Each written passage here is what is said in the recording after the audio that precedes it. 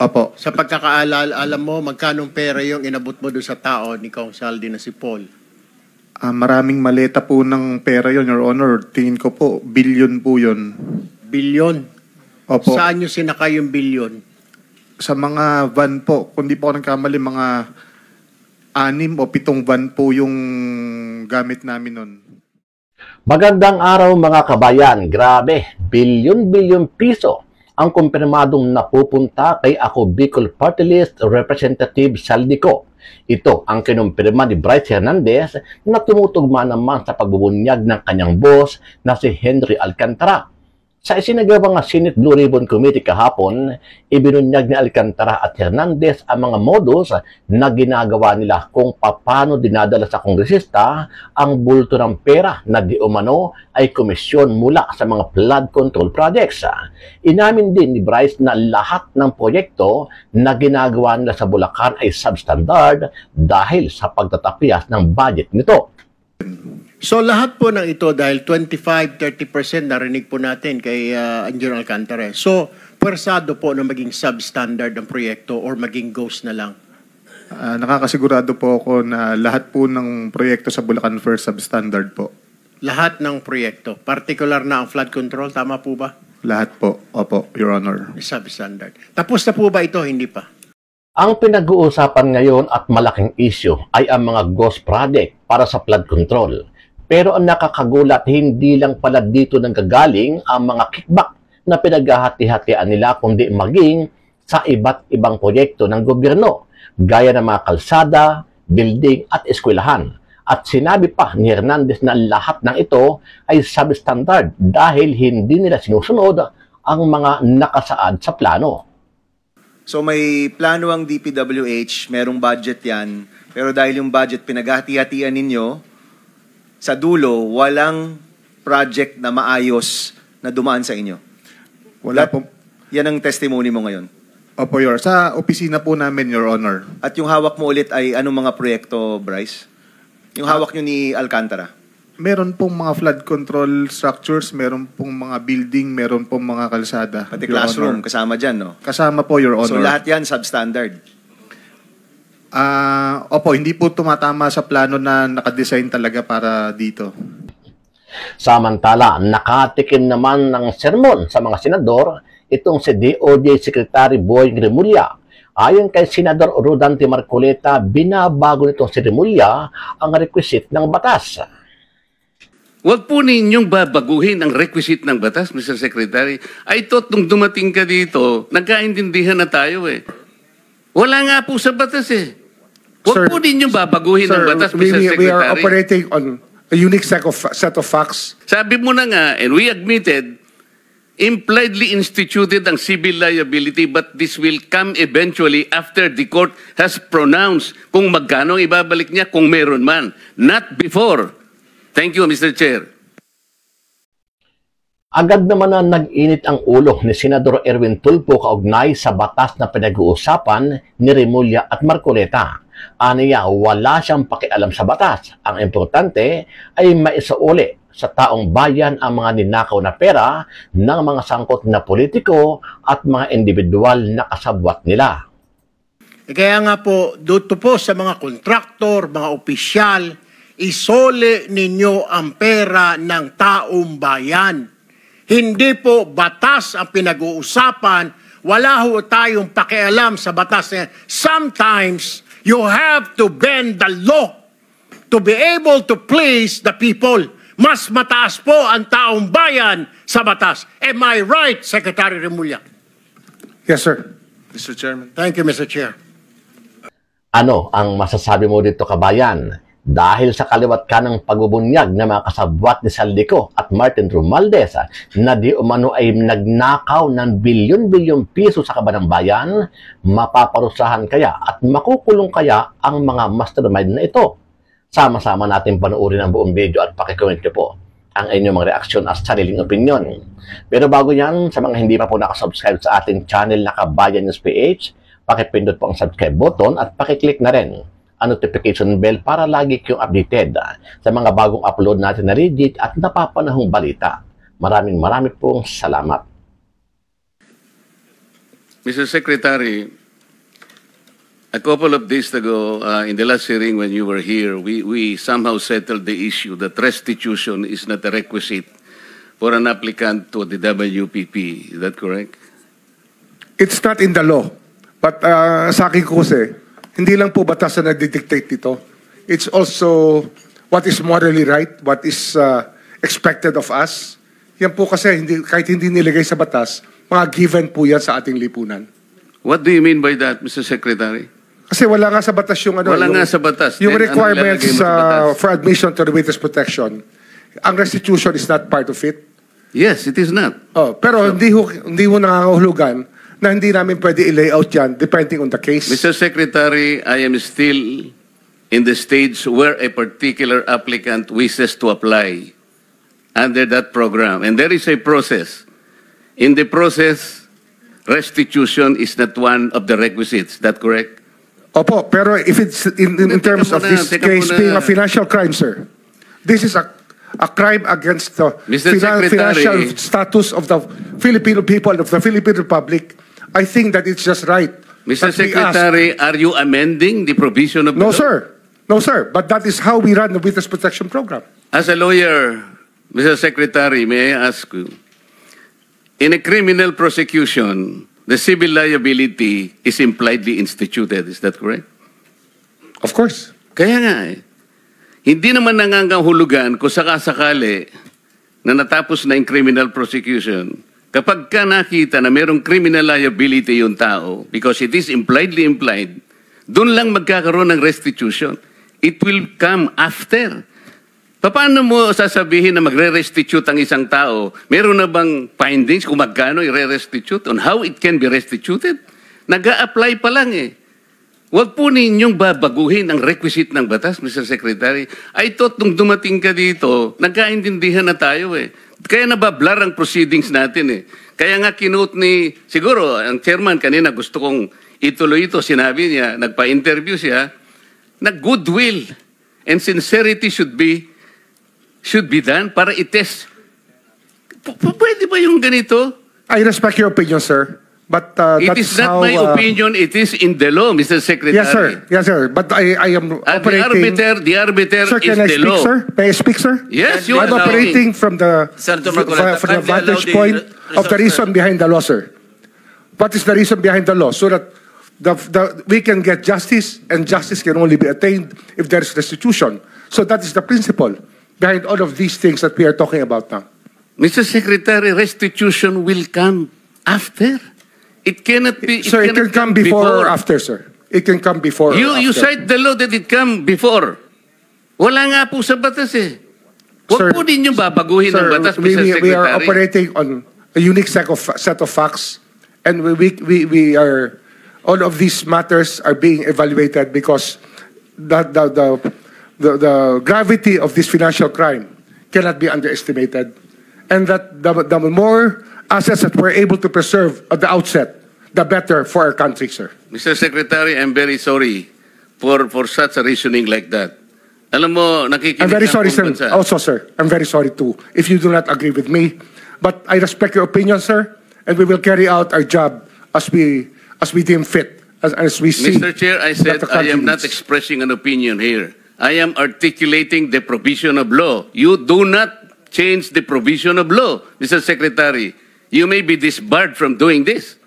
Then it's your opinion, sir. It's your option, sir. Sinabi ko na nga, hindi ko opinion ito. I am articulating Then it's your option, the sir. It provision is of law. what you wish to happen. That you may proceed Ikaw ang with what you nagbibigay wish. ng opinion, nilalagay mo yung restitution to test the goodwill of a possible applicant. It is not in the law.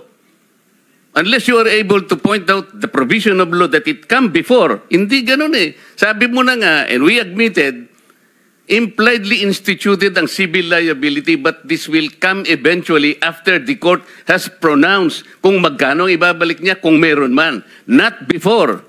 Thank you, Mr. Chair. Are you done, Senator Marcoleta? Yeah, Mr. Chair, to Secretary Mulya, wala nga talaga sa batas yung bang magsoli muna ng pera para ikaw ay mapasok sa WPP. Pero kung pagbabasehan natin yung kagusto ng taong bayan, ang galit ng taong bayan, na gusto nilang magpakita in goodwill yung accused bago siya mapunta sa WPP, siguro mas maganda kung sundin natin yung kagusto ng taong bayan, right? Opo. Thank you, Mr. Chair. Mr. Chair, there Yes, is also, Senator I would like to manifest that hindi ko alam kung nakikinig ho tayong lahat, yung sigaw ng taong bayan na libo-libo sa People Power Monument sa Luneta, hindi lang po ang pagnanakaw, they were also shouting, ibalik yung pera nila. And I believe the Secretary of Justice heard that, and I believe Malacanang heard that. Kaya nga po, dito po sa mga kontraktor, mga opisyal, isole ninyo ang pera ng taong bayan. Hindi po batas ang pinag-uusapan. Wala ho tayong pakialam sa batas na yan. Sometimes, you have to bend the law to be able to please the people. Mas mataas po ang taong bayan sa batas. Am I right, Secretary Remulla? Yes, sir. Mr. Chairman, Thank you, Mr. Chair. Second round, Senator Pangilinan. just to lower the decibels and the stress that comes with high emotions. Si Ginoong Secretary Remulla, si Ginoong Hernandez halimbawa, sinurrender na sa ICI, no? Yung ilang vehicles at sinasabi niyang willing pa siyang mag-surrender ng Lamborghini. I mean, that's his voluntary act. If Engineer Alcantara will do the same voluntarily as a sign of goodwill, there is no law that prevents him from doing that. So therefore, we this restitution issue, while it is the law, does not prevent the government from being broader, mas malawak ang kanyang pag-implementa ng mga programa at mga batas, lalo na pag voluntary ang pagbigay ng mga malalaking, yung mga mamahaling sasakyan, voluntaring ilabas itong isurrender ang mga pondo, etc. Hindi po ba? Opo. Sa karanasan ko kasi, pag inintay po natin yung court judgment na maging final para isurrender po ang lahat, eh baka wala, puti na mga mata natin, wala pa hong nangyayari.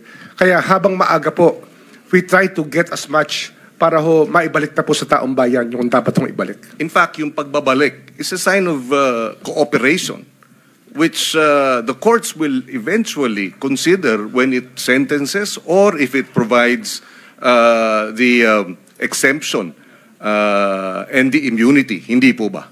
Opo. So that should guide itong ating mga testigong nais mag-apply sa Witness Protection Program. Kapag kayo ay nagko-cooperate, ito ay magiging senyales sa ating korte na maaring ma-grant ang exclusion and exemption and immunity. At the same time, kung may sentensya, pati iyon, mapapababa pa among others. For the record, Mr. President. Tama po. Thank you. Sir, have you taken your oath? Not yet. Yes, Your Honor. All right.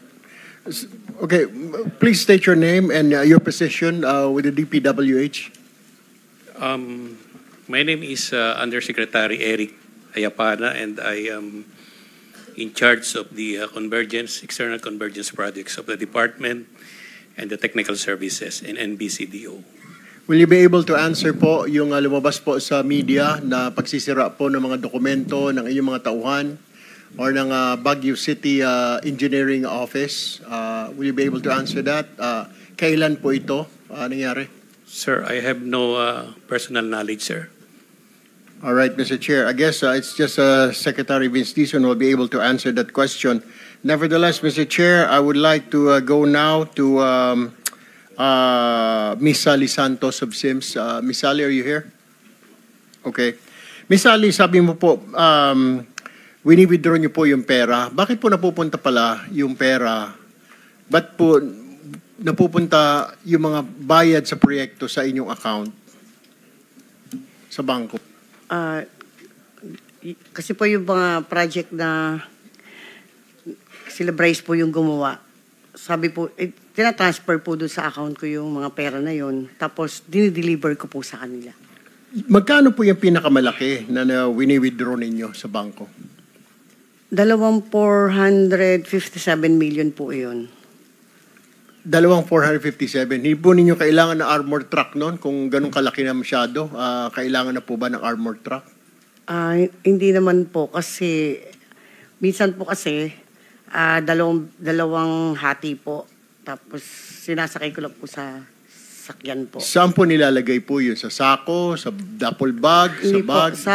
po, sa mga kahon po, sir. Kahon. Galing po sa bangko, ibinibigay sa inyo, nakakahon na. Yes po, Your Honor. Okay. Hindi pa po sila nagtatanong kung saan nyo po gagamitin, saan nyo dadalhin na napakalaking pera? Hindi naman po. Kasi po, Kilala na kayo. opo. Ano bangko po ito? Can you just mention na pangalan po ng mga bangko? Land Bank Malolos Highway lang po. Land Bank sa gobyerno? Yes Okay. po, Your Honor. Ano pa po? Yun lang po? Yun lang po, Your Honor. Land Bank Malolos. Yes, Your Mr. Chair, may I suggest that we invite the Malolos Land Bank Manager kasi doon pa lang, Mr. Chair, nakapagtataka na napakalaki pong halaga ng pera ang iwi-withdraw at binibigay po sa mga taong ito. Dapat po doon, common sense will tell you mukhang may problema. Ganito po kalaki. Siguro po may manifest, Mr. Chair, that we invite in the next hearing po the manager of Land Bank. Noted, Senator Erwin. Thank you, Mr. Chair. Alright, panghuling katanungan na lamang po, Ms. Sally. Yung sinasabi niyo lisensya, na natatakot kayo kasi baka hindi kayo bibigyan ng proyekto. Sinabi ba sa inyo ito personal nila Bryce at saka nila JP, nila Alcantara na hindi ka nabibigyan ng proyekto pag hindi mo pinahiram yan? Yes, Your Honor. Sino raw ang nasa likod nito? Meron ba silang ginamit po na politiko? Wala naman po. Wala naman po. Alright. Thank you, Mr. Chair. Let me move now to Mr. Bryce Hernandez and JP Mendoza. Kayong dalawa. Okay. At any point ba nakita nyo pumasyal sa inyong opisina kasi sabi ni Mr. Alcantara kanina na na-meet niya na si Saldico. Naririnig niyo na ba ang pangalan Saldico o nakapasyal na po ba siya sa inyong opisina sa Bulacan? Hindi pa po, Your Honor. Ikaw, Mr. Bryce. Hindi po sa opisina, Your Honor. Na-meet mo na si Ginoong Saldico, si Congressman Saldico. Saan mo na-meet? Nakita ko po. Nakita ko po siya. Saan mo nakita? Doon po sa sa Shangri-La. Bakit mo siya nakita? Magkakausap po siya ni boss. So kasama ka ni Engineer Alcantara nung kausap ni Congressman Saldico si Engineer Alcantara. Opo, pero naka-distance po ako. Hindi po yung kausap po. Hindi po kayo kausap. Opo. Usap lang po 'yun. Wala po kayong dineliver na pera or what? Nag-deliver din po kami ng pera pero hindi po directly kay sa kanya. Bali yun nga pong Sinong kanya po? Sinong kanya? Hindi po namin directly nakita si Kong Saldi. Okay. Ang pinakausap po sa amin yung tao niya pong pangalan ni Paul. Paul. Okay. So a certain Paul na tao ni Kong Saldi. Opo, Your Honor. Ang inabutan niyo ng pera. Opo. Sa pagkakaalala, alam mo magkano pera yung inabot mo doon sa tao ni Kong Saldi na si Paul? Maraming maleta po ng pera yon, Your Honor. Tingin ko po, billion po yon. Billion? Opo. Saan nyo sinakay yung billion? Sa mga van po. Kung di po ako nagkamali, mga 6 o 7 van po yung gamit namin nun. 7 van? Pagdadala. Bakit? Ilang maleta ba yung ilang billion na yon?